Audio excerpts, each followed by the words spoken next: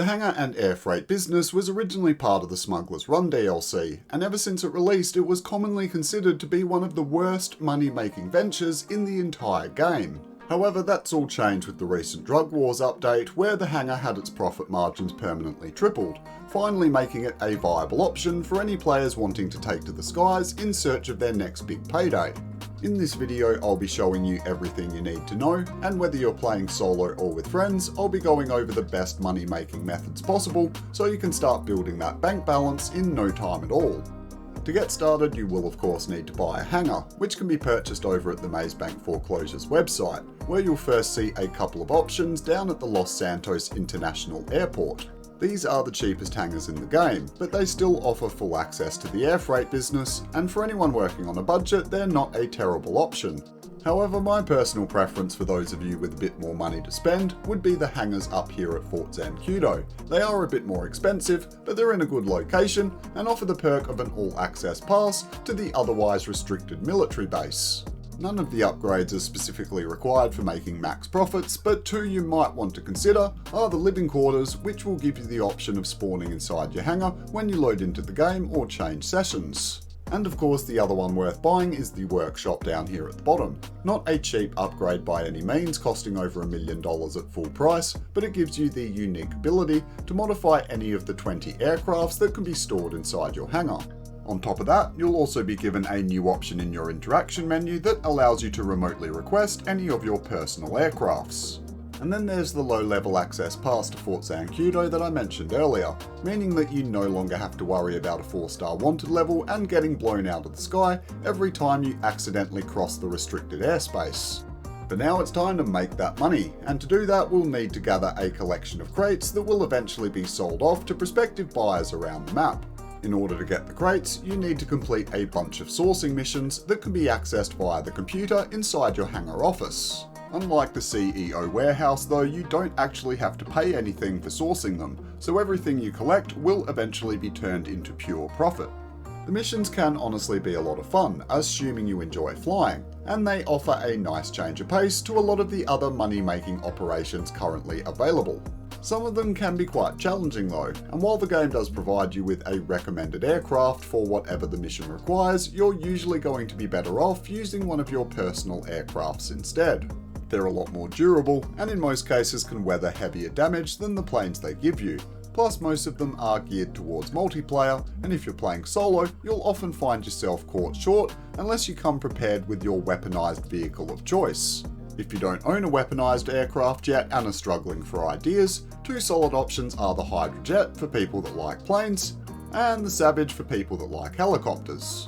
Both of these options have homing rockets and explosive cannons, and will be a solid choice for just about anything the missions have to throw at you. For those of you that chose to buy their hangar at Fort Zancudo like I suggested, well, you might not need to buy an aircraft at all. And that's because you'll always have easy access to the laser jets that are located inside the military base. Without the 4-star wanted level that you'd normally get the second you entered the property, stealing one of these top tier jets is a total walk in the park, and will see you collecting crates a hell of a lot faster. One really good thing about the hangar though, as you source crates you will start to unlock trade price discounts on a number of different aircrafts. The first will be the ultralight after 3 missions, all the way down to the hunter helicopter after 42. While each of the missions will only take 10 to 15 minutes to complete, players can unfortunately only collect 1 crate per person up to a maximum of 4 crates. To deliver the goods, you can either do it the old-fashioned way and go to the big yellow circle on the ground, or if you plan on leaving afterwards, you can always follow the prompts to drop the crates on the roof of the hangar instead. You don't actually have to land on it though, hitting the button while hovering will also work. Once you complete a mission and source a crate, you'll then have to wait on a 2 to 4 minute cooldown timer before you can collect another one. And while it might be tempting to just select a different cargo type and avoid the timer, I'd definitely advise you don't. To get the best bonus, and as a result the best money, it's far more profitable to only source one type of cargo. As you can see here, there are different bonuses that are applied depending on what crates you collect and how many. If you've got friends to help you out, the best option by far is filling your hangar to complete capacity, with all 50 crates being either narcotics, chemicals or medical supplies. that will give you the full 70% bonus and a very tasty payout of over $2.5 million. If you're playing solo though, well, things are a bit different. To ensure that you can deliver all of the product by yourself, you're only going to want to collect a maximum of 10 crates. Because of that, the bonuses work a bit differently, and the most profitable crates for you to collect are either going to be animal materials, art and antiques, or jewelry and gemstones. 10 crates will take a little over 2 hours to collect, and leave you with a profit of around 165k per hour. So just to clarify, if you've got friends to help you out, you'll want to completely fill your hangar with one of these options here. And if you're playing solo, you'll want to go with one of these. Again though, only ever collect one cargo type and not a mix of all of them. When it comes time to sell those crates, you can do so by accessing the relevant tab on the computer, where you'll get a breakdown of the cargo you've currently got and how much it's worth. You can potentially get presented with a variety of sale missions, all of them with different requirements depending on which variant you get and how many crates you've got to sell.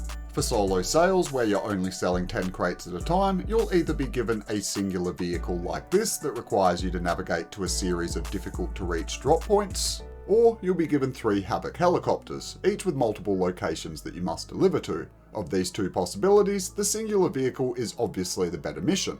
Not only do the Havoc sales have a heap more drop-offs for you to complete, but they will also regularly be in some of the tightest spots imaginable, risking your bottom line every time you go to deliver a package. As for larger sales though, well, things obviously get a bit more time consuming and the game will require you to deliver additional aircrafts as well. 1 to 10 crates I've already covered and can definitely be done solo. 11 to 25 crates will be 2 vehicles or 6 Havoc helicopters, and you'll need at least 1 other person to help you if you want to guarantee that you finish all of your deliveries in time. And 26 to 50 crates will hit you with 3 vehicles or a whopping 9 helicopters, where you'll want at least 2 additional players to help you with the sale. Whatever you do though, when you're making the deliveries, be bloody careful of whatever vehicle the game has given you.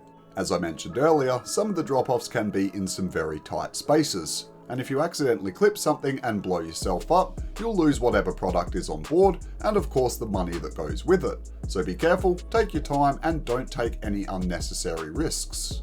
If you want to go for the big money though, one thing that's definitely worth considering is the public lobby bonus. Much like many other businesses in the game, air freight cargo sales will attract a 2% bonus for every player currently in your session, up to a maximum of 50%. That means on a full 50 crate sale, you can go from earning $2.5 million to over $3.8 million for the exact same product. And if you really want to get the best bang for your buck, you might want to consider filling up your hangar and waiting for a double money event week like there is right now, where you can potentially make a whopping $7.6 million from just one sale.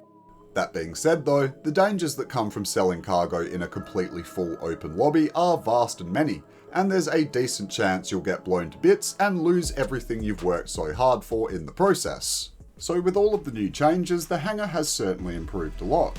Now pumping out 3 times the profit, it's a decent money making option for anyone that has a passion for flying and a few friends to play with. Would I recommend it to solo players though? Well, if it's on a double money bonus like it is this week, then yeah, it's worth considering. But otherwise, no, probably not. There are still too many other options out there that offer way more money for much less time investment. If you found this video useful though, a like would be greatly appreciated, and if you're new around here, then do think about subscribing as well. I run a Rockstar Games exclusive channel where we cover just about everything GTA Online has to offer. Until we meet again, you bunch of legends, I am Red Nitrate and I'll catch you on the next one.